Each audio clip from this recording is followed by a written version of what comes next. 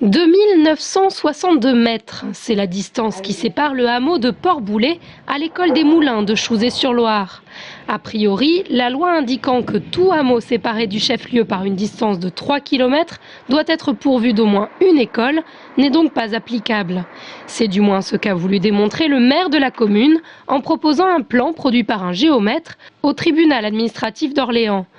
Oui, mais voilà, 2962 mètres, ce n'est pas le trajet effectif, mais la distance à vol d'oiseau. Le rapporteur a bien fait entendre que comme la loi ne demandait pas à ce que les enfants aillent à l'école en hélicoptère, il était bien sûr impossible de prendre l'expertise du géomètre en compte.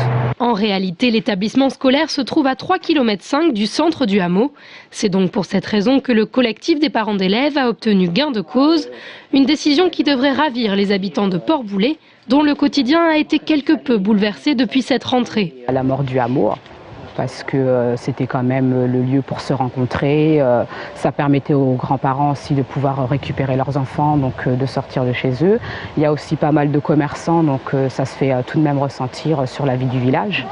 Mais les plus touchés sont bien sûr les parents, parfois dans l'impossibilité d'emmener et de récupérer leurs enfants à l'école. Sur une famille qui aurait 3 enfants, ça représente quand même 150 € de cantine par mois. Et le car scolaire qui est devenu payant en même temps que cette fermeture, alors que jusqu'à maintenant il avait toujours été gratuit. Donc ça nous est vraiment tombé dessus d'un coup tout en même temps.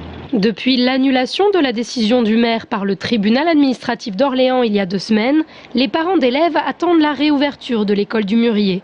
Mais Gilles Thibault, le maire de Chouzé-sur-Loire, qui n'a pas souhaité répondre à nos questions, ne semble pas avoir dit son dernier mot. S'il devait faire appel, les parents poursuivraient leur combat.